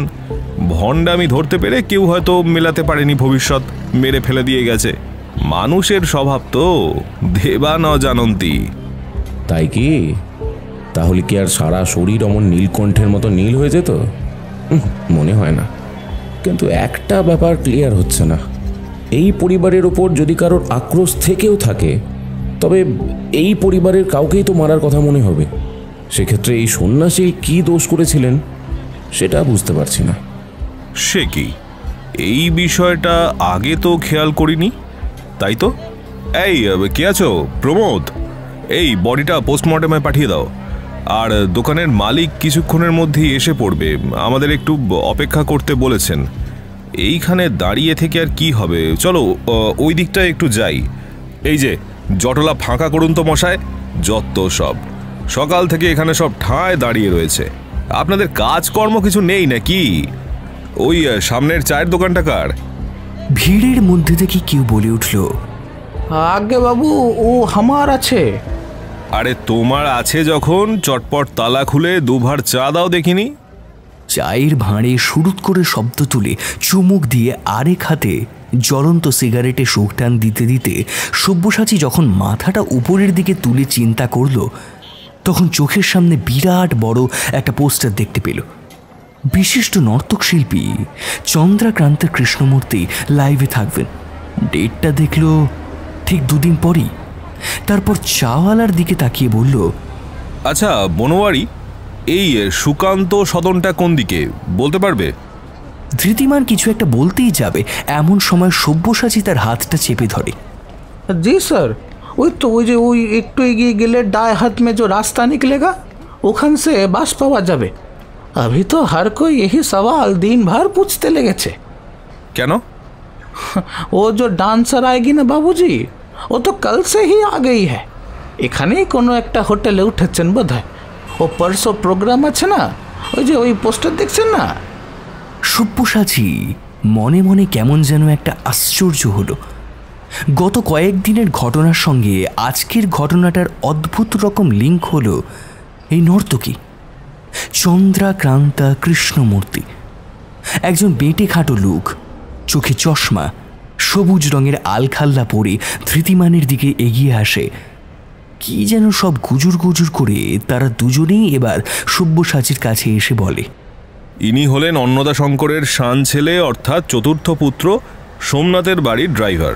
আমাদের জন্য গাড়ি পাঠিয়েছেন ওনার বাড়িতে নিয়ে যাওয়ার জন্য।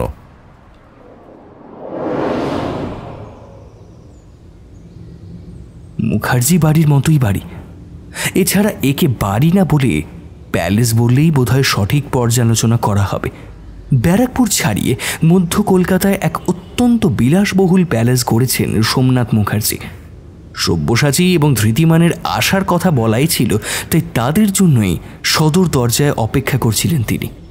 নমস্কার, আসুন আসুন ডাক্তার সব্যসাচী, মানে স্যার নেমটা তো জানা নেই ঠিক। ভদ্রলোকের দিকে তাকাতেই তার আভিজাত্য বেশ বোঝা গেল। চোখে দামি সোনালি ফ্রেমের বাঁধাই চশমা, চুলে হাল ফ্যাশনের রঙের দ্রবীভূত, মুখের মধ্যে পেল্লাই পাঁকানো গোঁফখানা বেশ মানানসই, পরনে সিল্কের সোনালি পাড় বসানো ধুতি এবং ঘিয়ের উপরে লাল সুতোয় কলকা দেওয়া পাঞ্জাবি। জানতেও দিই না, ওই সব্যসাচী যথেষ্ট। সত্যান্বেষী ব্যোমকেশ বক্সির নাম শুনেছেন নিশ্চয়ই। আমি ওই সত্যের খোঁজেই ঘুরে বেড়াই আর কি। তবে প্রেডিকশানে একটু বেশি জোর দিই। আপনি মুখার্জি বাড়ির চতুর্থ সন্তান, তাই তো? আগে হ্যাঁ, বসুন আপনারা। অফিসার আপনিও আসুন। ধৃতিমানের উদ্দেশ্যেই তাকিয়ে বললেন সোমনাথ মুখার্জি। দেখুন, ভনিতা ছেড়ে আসল কথায় আসি। ওসব চা কফি খেয়ে সময় নষ্ট করতে পারবো না। যতটুকু বলার 12টার মধ্যে শেষ করেই বেরিয়ে যাব। প্রথমে বলি, আপনার সামনে কিন্তু সমূহ বিপদ। বিপদ? এই কি বলছেন আপনি ডাক্তারবাবু? আপনার পরিবারের বা পরিবারের বাইরের এমন কোনো শত্রু আছেন যিনি আপনার এবং আপনাদের মুখার্জি পরিবারকে সমূলে ধ্বংস করে দিতে চাইছেন। আপনি জানেন কিনা জানি না, ইতিমধ্যে আপনার শেষদা আইপিএস নীলকান্ত মুখার্জি এবং তার ছোট ভাই অফিসার পরাগ মুখার্জি দুজনেই এই আততায়ীর কবলে পড়ে হত হয়েছেন। আজ সকালে আপনাদের দোকানের সামনে এক সন্ন্যাসীকেও আপনার ভাইয়ের মতোই খুন হতে হয়েছে। হতে পারে এটা আপনাকে খুনের একটা হুমকি, তবে সবটুকু না জানলে আন্দাজে আমি বা অফিসাররা কেউই কিছু করতে পারছেন না। অন্ধকারে হাতড়ানোর চাইতে আপনাদের পারিবারিক কোনো শত্রুতা আছে কি না একবার জেনে নেওয়া ভালো, কিংবা এমন কোনো অস্বাভাবিক ঘটনা যা খালি চোখে নিতান্ত সাধারণ মনে হবে, তবুও সেটা ঘটার জন্য আপনারা অবাক হয়েছিলেন। যেমন আসার সময় কানাঘুষো শুনছিলাম আপনার বড় দাদা ত্রিলোচন নাকি বদ্ধ পাগল ছিলেন, তারপর তাঁর কোনো এক অজ্ঞাত কারণে নাকি মৃত্যু হয়েছিল। এমন কোনো গুপ্ত ইতিহাস? দেখুন ডাক্তারবাবু, অফিসার, দোকানের সামনে কে মারা গেছে তা আমার পক্ষে এখানে বসে বলা প্রায় অসম্ভব। তবে বড়দাদার প্রসঙ্গে বলতে পারি, ওর মৃত্যুটা খুবই আকস্মিক হয়েছিল। তখন আমার বয়স অল্প, সবে সবে বিয়ে হয়েছে 6 মাস। শুনেছিলাম বটে হালকা হালকা দাদার মাথার ব্যামোর ব্যাপারে, তবে ওইভাবে যে পাশের গাঁয়ের রেদো পুকুরে মরে পড়ে থাকবে এটা ভাবিনি। তারপরে বড় বৌদিও যে কোথায় চলে গেল কিছুই জানা গেল না। আচ্ছা, আপনার বড় দাদা ত্রিলোচন মুখার্জি তো আপনাদের সৎ ভাই ছিলেন, তাই না? আপনার বাবার প্রথমা স্ত্রীর সন্তান। সেক্ষেত্রে আপনাদের বিষয়ে আশয় সম্পত্তির ভাগ বাটোয়ারাতে বেশ সুবিধেই হয়েছিল, তাই না? ভদ্রলোকের মধ্যে স্বাভাবিকভাবেই একটা অস্বস্তি লক্ষ্য করলেন ধৃতিমান। এবার বলে উঠলেন, বিমাতার একমাত্র পুত্র সন্তানকে কখনো মেরে ফেলতে ইচ্ছা হয়নি? ভদ্রলোকের 2 চোখে যেন প্রতিহিংসার আগুন এক ঝলকে জ্বলে উঠেছিল। হঠাৎই নিজেকে যথাসাধ্য সংবরণ করে তিনি বললেন, এ আপনি কি বলছেন অফিসার? আমার বাবা বেশ কড়াধাতের লোক ছিলেন ঠিকই, তবে তিনি সকল সন্তানদের সমানভাবে স্নেহ করতেন। তাই আমরাও সকলে পরস্পরকে ভালোবেসেই বড় হয়েছি। ওকে, নমস্কার। আজ তাহলে উঠি। দুজন কনস্টেবলকে পাহারায় রেখে যাচ্ছি, অসুবিধা হলে ডেকে নেবেন। আর যথাসম্ভব এই কটা দিন একটু বাড়ির বাইরে কম বেরোবেন। একটা কথা ডাক্তারবাবু। বলুন। আমাদের বংশের একটি বিশেষত্ব রয়েছে, জানি না এই অজানা ইতিহাস আমার প্রাণ বাঁচাতে পারবে কিনা, তবুও মনে হলো বললাম। আমাদের বংশের যে সোনার দোকান দেখছেন, এই দোকানটা থাকতেও নতুন করে বউবাজারে করা হয়েছে। এর আগে আমাদের দোকানটা ওই ব্যারাকপুরেই মফস্বল এলাকায় ছিল। তখন বড় বউ দিদি অনেকদিন দেখাশোনা করেছেন, দোকানটাকে বড় করেছেন। এখন দু জায়গাতেই দোকান আছে। ইতিহাস বলতে আমাদের পূর্বপুরুষ রাজা শ্রীকৃষ্ণচন্দ্রের বাড়ির শ্রীকৃষ্ণ মূর্তির জন্য একটি বৈদুর্য মণি গড়িয়ে দিয়েছিলেন। সেই মণিটা পরে হাত ঘুরে আমাদের বংশেই এসে উপস্থিত হয়, আর সেই থেকেই দোকানের নামকরণ হয় বৈদুর্য মণি জুয়েলার্স। কিন্তু ওই যে চাঁদের গায়ে কলঙ্কের মতন ওই মণিও কেউ চাক্ষুষ করেনি। বড় দিদি শুনেছিলাম দেখতে পেয়েছিল, কিন্তু কি এক অলৌকিক ক্ষমতা আছে ওই মণির, সে দেখে সে নাকি পাগল হয়ে যায়। বড় দিদি প্রথম জীবনে পাগল হয়ে শেষে মারান বুড়োর গাছের কাছে ঝুলতে দেখা যায়। আমি অবশ্য তখন অনেক ছোট, সবই শোনা কথা। সেই বৈদুর্যমণি এখন কোথায়? আমি ঠিক একটা জানি না ডাক্তারবাবু, এই ব্যাপারটা পুরোটাই একটা রহস্যে পরিণত হয়েছে। অনেক ধন্যবাদ আপনাকে সোমনাথবাবু। আজ তাহলে উঠি। বলেই সোফা ছেড়ে উঠে দাঁড়িয়ে পড়ে দুজনে। বাড়ি থেকে বেরিয়েই ধৃতিমান মাথায় হাত দিয়ে বলল, ছিল রুমাল, হয়ে গেল বেড়াল। এখনই এতটা হতাশ হচ্ছ কেন? বলবো না, সবাই তো আছে, সবাইকেই তো পাওয়া গেল, কিন্তু অপরাধীকে আর কোথায় যে ঘাপটি মেরে বসে আছে তা তো বোঝার উপায়ই নেই। ধৈর্য ধরো ধৃতি। ছোটবেলার কম্প্রিহেনশনের কথা মনে নেই? প্যারাগ্রাফের মধ্যেই প্রশ্নের উত্তরগুলো লুকিয়ে থাকে, শুধু এলোমেলো ভাবটা কাটিয়ে গুছিয়ে সাজিয়ে নিতে হয়। আগে তুমি ওই সন্ন্যাসী ব্যক্তির ডিএনএ টেস্ট করার ব্যবস্থা করো। ডাক্তার, তোমার সঙ্গে থেকে আমার বুদ্ধিরও বেশ খোলতাই হয়েছে, আমি কনফার্ম করতে দিয়েছি। সাবাস তোপসে। এবার গন্তব্য South City Housing, miss Chandrakranta Krishnamurthy. Phone করো আর অ্যাপয়েন্টমেন্ট নাও। ব্যারাকপুরের তৎকালীন পূর্বাবস্থা যদিও ফিরে পাওয়ার কোনো সম্ভাবনা নেই, তথাপি পুরনো দোকান কিংবা পৈতৃক ভিটেমাটির আশেপাশে কোথাও কোনো পুরনো মানুষের সঙ্গে অথবা ঘটনাস্থলে গিয়ে সরেজমিনে একবার তদন্ত করে দেখাই যায়, মনে মনে ভাবল সব্যসাচী। তাই ধৃতিমানের চলে যাওয়ার পরই সব্যসাচী একাই গেল ব্যারাকপুরের ভেতরের পুরনো ভিটেমাটির সম্মুখে। পুরনো বাড়িটা পেল্লায় এক ভুতুড়ে বাড়ির মতোই দাঁড়িয়ে রয়েছে। পাশের বাড়ি বলতে এই বাড়ির চৌহদ্দির বাইরে অনেকগুলি বাড়ি রয়েছে।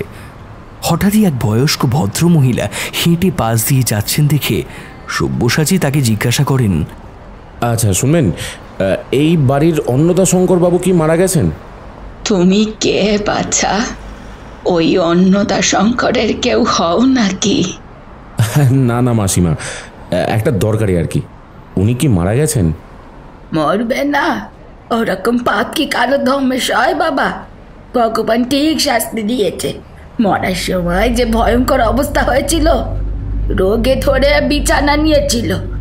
কি বলবো বাবা, শরীর থেকে সব চামড়া গুটিয়ে খসে খসে পড়তো।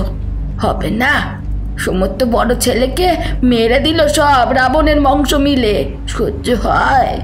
ওই জন্যই তো নিজের বউটাও তো ওলাউট হয়ে মরল। বড় ছেলে মানে ওই ত্রিলোচন মুখার্জি? হ্যাঁ গো বাবা, সে নাকি ওই বৈদুর্যমণি দেখতে পেয়েছিল, পাগল হয়ে গেছিল তো। তুমি জানো নে? এ পাড়ায় সবাই জানতো ভগবানের মণি কি সে যেমন তেমন জিনিস। সাক্ষাৎ শ্রীকৃষ্ণের নাগরাজ বাসুকীর কৃপা আছে তার উপর।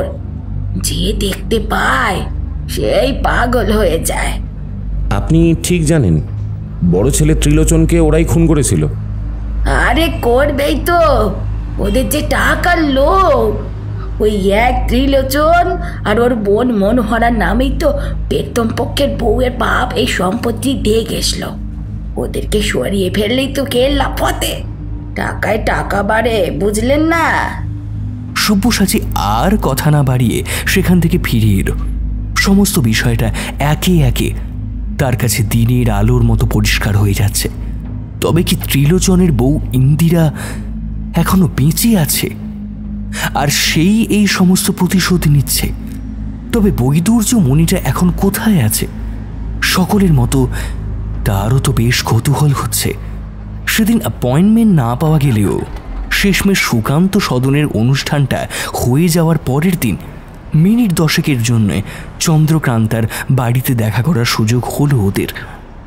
গাড়িতে যেতে যেতে সব্যসাচী বলে উঠল, এই চন্দ্রাক্রান্তা মহিলা কিন্তু বেশ রহস্যময়ী। তা জানো কি ধৃতি? কেমন কেমন? আমি খোঁজ নিয়ে জেনেছি মহিলা কারোর সঙ্গেই বিশেষ দেখা করেন না, কেবল অনুষ্ঠান আর বাড়ি। বয়সের ভারের কারণে খুব বেশি অনুষ্ঠানও করেন না। লাইভ পারফরমেন্স তো ছেড়েই দাও। বিখ্যাত পপস্টার মাইকেল জ্যাকসনের মতোই মহিলা মুখ আড়াল করে থাকেন সর্বত্র। মুখে মাস্ক আর হাতে গ্লাভস পরে সকলের সঙ্গে করমর্দন করেন। ঘরের মধ্যে নাকি 24 ঘন্টা ডাক্তার মজুদ রাখেন তার শরীরের নানান পরীক্ষা নিরীক্ষা করার উদ্দেশ্যে। আজ তো একটা অক্সিজেন সম্বলিত চেম্বার আছে, তাতেই নাকি ঘুমুন। ভাবো একবার। সে কি বাস্তবের উইমেন মাইকেল জ্যাকসন দেখছি।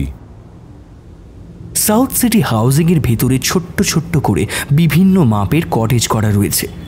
তার একটাতেই মিস চন্দ্রাক্রান্তা কৃষ্ণমূর্তি থাকেন। দুজনে সেখানে যেতেই আগে সিকিউরিটি তাদের সর্বাঙ্গ পরীক্ষা করলেন। তবে ধৃতিমানের কার্ড দেখেই তাকে স্যালিউট করে সরে দাঁড়ালেন। মহিলার chief assistant mister Bharadwaj Ganguly এসে হাত জোড় করে সম্ভাষণ জানালেন। আসুন আসুন, ভেতরে আসুন বলেই ডাইনিং প্লেসের দুটো উডেন চেয়ার দেখিয়ে বসতে অনুরোধ করেন। আসুন, আপনারা বসুনক্ষণ। আসলে ম্যাডাম বড়ই ক্লান্ত। 2 দিন আগেই তো ফিরলেন মুসাউরি থেকে। অনেক দিনের ইচ্ছে ছিল ঋষিকেশের মন্দিরটা দর্শন করবেন, তারপরেই আবার পরপর শো এবং প্রচণ্ড স্ট্রেসও যাচ্ছে। আপনারা একটু অপেক্ষা করুন, ম্যাডাম আসছেন এক্ষুনি। বিয়ে বেরিয়ে যাওয়ার পরই একজন ড্রেস পরা বেয়ারা এসে ওদের দুজনের কাছে দুটো কাঁচের গ্লাসে ঠান্ডা পানীয় রেখে গেলেন। একটু পরেই চোখে বিরাট সানগ্লাসে ঢাকা আপাদমস্তক রাতের পোশাকে আবৃত এক মহিলা এসে সুসজ্জিত ড্রয়িং রুমে দূরে টেবিলের কাছে দাঁড়ালেন। ম্যাডাম, আপনি সময় দিতে পেরেছেন দেখে বেশ ভালো লাগলো। মাই প্লেজার, বাট আমাকে আপনাদের কিসের প্রয়োজন সেটা কিন্তু ঠিক পরিষ্কার হলো না। আমি তো আর ক্রিমিনাল নই। ম্যাডাম, গত 19-তে আপনার নৃত্যকলা একাডেমিতে একটা প্রোগ্রাম ছিল। সেইখানেই বিশিষ্ট আইপিএস নীলকান্ত মুখার্জিকে নির্মমভাবে হত্যা করা হয়। যদিও হত্যার মোটিভ বা ফুটেজ কোনোটাই আমাদের হাতে নেই, তবুও সেদিন উপস্থিত সবাইকে জিজ্ঞাসাবাদ করা হয়েছে এবং ফিঙ্গারপ্রিন্ট ও বয়ান সংগ্রহ করা হয়েছে। শুধু আপনারটাই বাকি। আমরা সরঞ্জাম নিয়েই এসেছি, যদি দয়া করে একটু সামনে আসেন। এসব কি বলছেন আপনি অফিসার? আমি বিখ্যাত নর্তকী চন্দ্রকান্তা কৃষ্ণমূর্তি। আপনি আমাকে, চন্দ্রকান্তা কৃষ্ণমূর্তিকে কিভাবে সন্দেহ করেন? হ্যাঁ, আর তাছাড়া আমার অনুষ্ঠানে বিখ্যাত লোকজনের পাশাপাশি বহু সাধারণ মানুষও আসেন। সেখানে এত মানুষের মধ্যে কে কাকে খুন করছে আর তার জন্যে আপনারা আমার কাছে ছুটে চলে এলেন? স্ট্রেঞ্জ। জানেন তো, একটা ফোনেই আমি আপনার চাকরি খেয়ে নিতে পারি। সব্যসাচী চুপ করে শুধুমাত্র চন্দ্রাকান্তার বাচনভঙ্গি মন দিয়ে পর্যবেক্ষণ করছিল। কণ্ঠস্বরে দূতনা রয়েছে। সব্যসাচী চন্দ্রাকান্তার দিকে অপলক তাকিয়ে থেকে বলে উঠল, সে হুমকি আপনি ওকে দিতেই পারেন, কিন্তু আমাকে নয়। মানেটা পরে খুঁজে নেবেন ম্যাডাম।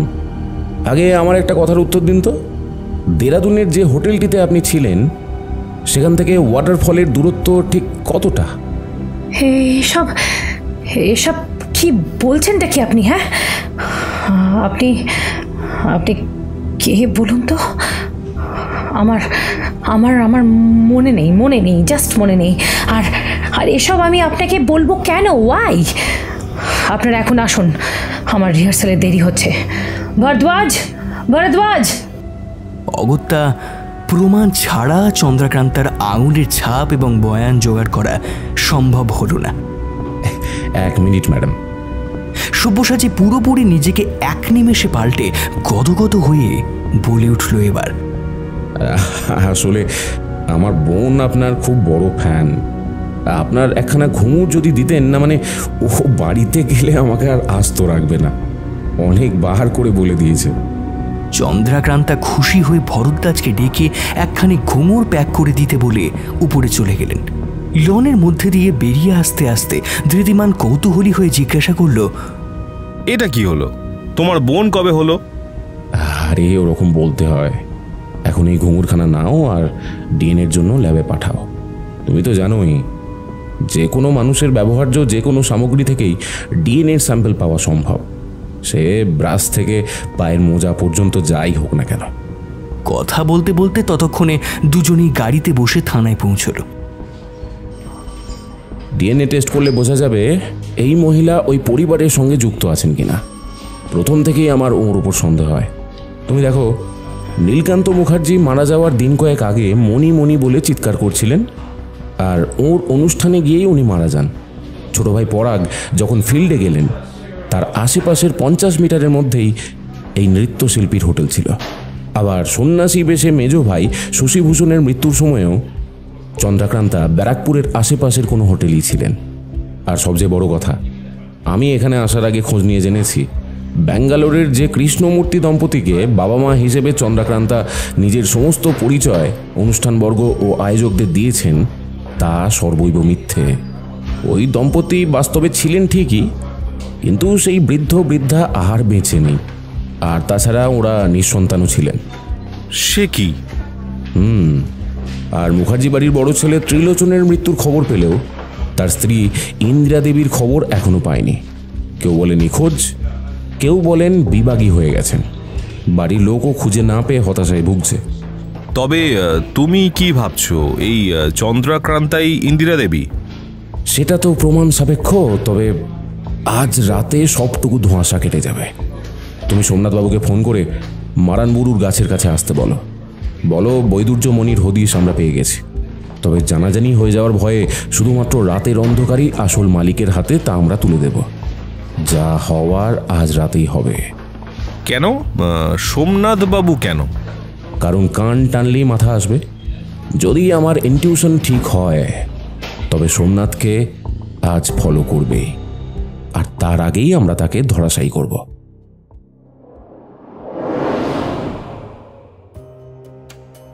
বিকেল থেকেই ধৃতিমান এবং তার টিম সদল বলে ব্যারাকপুরের পুরনো আমলের মুখার্জি বাড়ির কাছে মারানবুরুর গাছের কাছে ঘাপটি মেরে বসে রইল। সবাইকে পজিশন বুঝিয়ে দিয়ে সব্যসাচী এবং ধৃতিমান সোমনাথের জন্য অপেক্ষা করল। ধীরে ধীরে বিকেল গড়িয়ে সন্ধে, আর সন্ধে গড়িয়ে রাতের অন্ধকার এগিয়ে আরও গাঢ় অন্ধকারে পরিণত হল। একটু পরেই বড় গাড়ির শব্দ ভেসে এলো। গাড়ি থেকে ঝপঝপ করে জনাচারেক লোক এবং সোমনাথ মুখার্জি স্বয়ং নেমে এলেন। অফিসার, আপনি কোথায়? আপনি আমার জন্য যা করলেন, এবার বলুন বৈদুর্যমণি কোথায়? ব্যস্ত হবেন না সোমনাথবাবু, মণিটা আপনার বড় বৌদিদি ইন্দিরা মুখার্জির কাছেই আছে। কি বড় বৌদিদি? মানে? সে কি, আপনার বড় বৌদিদি ইন্দিরা মুখার্জি? আরে আপনি চেনেন নিশ্চয়ই। দাঁড়ান দাঁড়ান, এক্ষুনি এসে পড়বেন উনি। বলতে না বলতে আরো বড় একটা কালো গাড়ি তখনই সেই ঘুটঘুটে নিকশ কালো অন্ধকারে এসে দাঁড়ালো। তবে গাড়ি থেকে কোনো মহিলা নন, একজন পুরুষ মানুষ নেমেছেন দেখে সব্যসাচী ফিসফিস করে বলে উঠল, সোমনাথবাবু, শব্দ করবেন না। আপনার চশমা আর টুপিটা আমাকে দিন। আপনি এই গাছের নিচে পিলারের আড়ালে বাকিদের সঙ্গে বসে পড়ুন। লোকটার হাতে একটা প্রমাণ সাইজের টর্চ রয়েছে, তবে সেটা নেভানো অবস্থায়। লোকটা একটু এগিয়ে আসতেই সব্যসাচী চিৎকার করে ওঠে, দাঁড়াও ওখানে।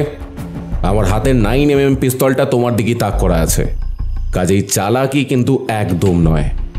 এক পলকের মধ্যেই লোকটা দৌড়ে এসে সব্যসাচীকে এমনভাবে জড়িয়ে ধরল, সব্যসাচী 1 সেকেন্ডের মধ্যে হকচকিয়ে গেলেও দ্রুতই তার হাতে থাকা সিরিঞ্জটা একটা ধাক্কা মেরে ফেলে দিল। হোমোটক্সিক ম্যাডাম, আমাকে হোমোটক্সিক দিয়ে কি লাভ? এরপরই সমস্ত পুলিশ অফিসারের হাতে থাকা টর্চগুলি জ্বলে উঠল একে একে। টর্চের আলো জ্বলতেই সবাই হতবাক হয়ে গেল। এ কি? কিছু বলবার পূর্বেই সোমনাথের গলা থেকে যেন শব্দ বেরিয়ে এলো, বড় দাদা তুমি? মানেটা কি? ইনি আপনার বড় দাদা ত্রিলোচন মুখার্জি? সকলে হতবাক হয়ে গেল। কারোর মুখ দিয়ে টু শব্দটি পর্যন্ত পাওয়া গেল না। সব্যসাচী এবারে বুঝতে পারল চন্দ্রাক্রান্তার মুখ ঢেকে রাখার কারণটা কি, বা জনসমক্ষে কেনই বা তিনি আসতে চান না। সকলের সম্মুখে এক নারী সেজে উইক পরে দিনের পর দিন বিখ্যাত হয়েছেন এই ভদ্রলোক। আশ্চর্য ক্ষমতার অধিকারী তো লোকটা।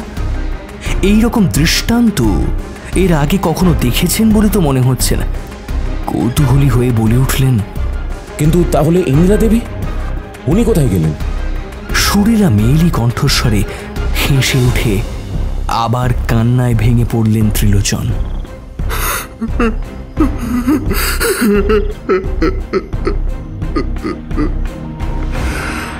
আপনার ক্লায়েন্ট আপনাকে বলেনি সব্যসাচী বাবু?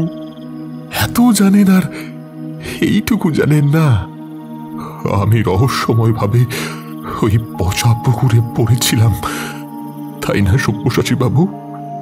আমাকে ওই পছন্দ আর আমার 3 ভাই এবং আমার বাবা মিলে হত্যা করতে চেয়েছিলেন, কিন্তু ভাগ্যের ফের দেখুন তার হাতেই সকলকে হত্যা হতে হচ্ছে। সেদিন ইন্দিরা দোকানের কাজে বাড়ি ফিরতে পারে না, আর আমার এই মাথার অবস্থার সুযোগ নিয়ে আমার সম্পত্তির লোভে ওই পাষণ্ডরা আমাকে মেরে পচা পুকুরে ফেলে দিয়ে আসে। আর শুধু আমিই নই, সম্পত্তির লোভে ওরা মনোহরাকেও খুন করেছে। আমার বোন সম্পূর্ণ সুস্থই ছিল। আমি খোঁজ নিয়ে দেখেছি একটা বিশেষ ধরনের গ্যাস পাওয়া যায়, যা এক ধরনের কেমিক্যাল। মানুষের সংস্পর্শে এলেই হঠাৎ করেই মানুষ পাগল হয়ে যায়। ব্রেনের সেলগুলোকে ডিসব্যালেন্স করে দেয় সেই কেমিক্যালটা। আর আমার ক্ষেত্রেও ঠিক তাই করা হয়েছিল। ঝড়জলের দিন যেদিন আমি বাড়ি ফিরছিলাম, সেদিন ওই একইভাবে ওই কেমিক্যালটা প্রয়োগ করে আমাকে পাগল করে দিতে চেয়েছিল ওরা। কিন্তু ইন্দিরা আমাকে দরজা বন্ধ রেখে সুস্থ করবার চেষ্টা করে, আর কোনো সুবিধা করতে না পেরে ওরা এই সুযোগটায় নেয়। ইন্দিরা না গেলে আমি সত্যিই সেদিন মারা যেতাম। তারপর ইন্দিরা যে পচা পুকুরে ঝাঁপিয়ে পড়ে আমাকে উদ্ধার করে সবার চোখের আড়ালে নিয়ে গিয়েছিল তা কেউ জানত না।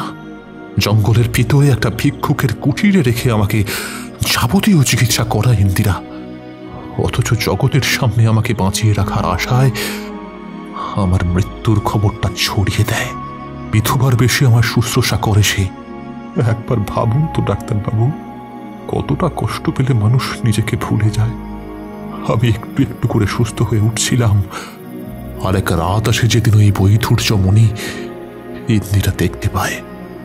প্রথমে সেটা আমাকে দেখালেও অভাবের তাড়নায় বাড়ি গিয়ে সেটা বাবাকে দেখিয়ে কিছু টাকা চায় সে। সেই যে ইন্দিরা গিয়েছিল, বাবা ইন্দিরাকে আটকে দেয়, আর কোনোদিনও ইন্দিরা ফেরেনি। ইন্দিরাকে ওরা মেরে ফেলেছিল ডাক্তারবাবু, ইন্দিরাকে ওরা মেরে ফেলেছিল। এই বলেই কেঁদে চললেন ত্রিলোচন মুখার্জি। তারপরই চোখ মুছতেই তার চোখে যেন আগুন জ্বলে উঠল। আর সেই থেকেই আমি নিজের কাছে দৃঢ় প্রতিজ্ঞা করলাম যে এর প্রতিশোধ আমি নেবই, এর প্রতিশোধ আমি নেবই। আর বৈদুর্যমণি? বৈদুর্যমণি আছে বৈদুর্যমণি জুয়েলার্সের মাটির তলাতে। এ কথা অবশ্য আমি আবিষ্কার করিনি, করেছেন এই পরিবারের মেজকর্তা শশীভূষণ মুখার্জি। কিন্তু একটা চাল তাঁর ভুল হয়েছিল। তিনি ভেবেছিলেন যে পুরনো দোকানের মাটির তলাতেই মণিটা আছে, তাই তার সামনে ভেকধারী সন্ন্যাসী সেজে মণিটা হাতানোর তালে ছিলেন। কিন্তু বাদ সাধলেন ত্রিলোচন। একদিন হাত দেখাতে গিয়ে সেই ছোটবেলার শশীভূষণের চেহারার একটা বড় আঁচিলের দাগ দেখে তিনি চিনতে পারেন, আর সেই রাতেই তার ভবলীলা সাঙ্গ হয়। সব্যসাচীর কথা মতো নতুন বউবাজারের দোকানের আন্ডারগ্রাউন্ড পাস খুলতেই সুরঙ্গের মতো পথ বেরিয়ে পড়ল। লোক লাগিয়ে খোঁড়াখুঁড়ি আরম্ভ হল।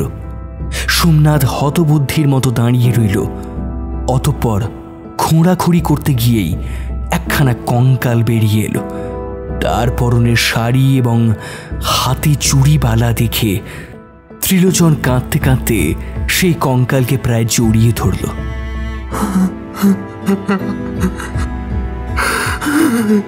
ইন্দিরা, ইন্দিরা, তোমাকে ওরা মেরে ফেলেছে। ইন্দিরা, তোমাকে ওরা মেরে ফেলেছে।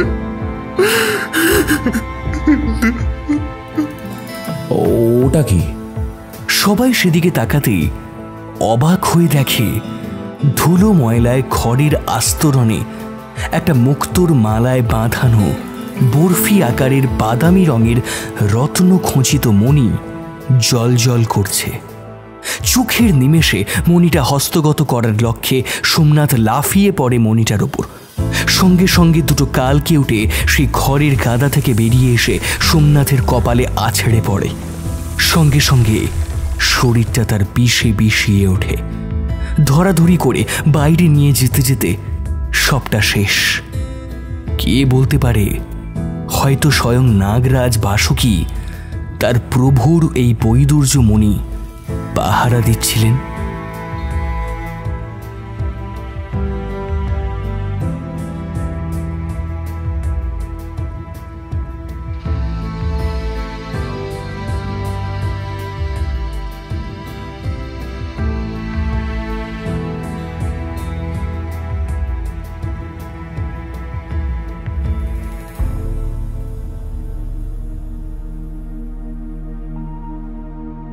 শেষ হলো আজকের গল্প বৈদুর্য মণি রহস্য।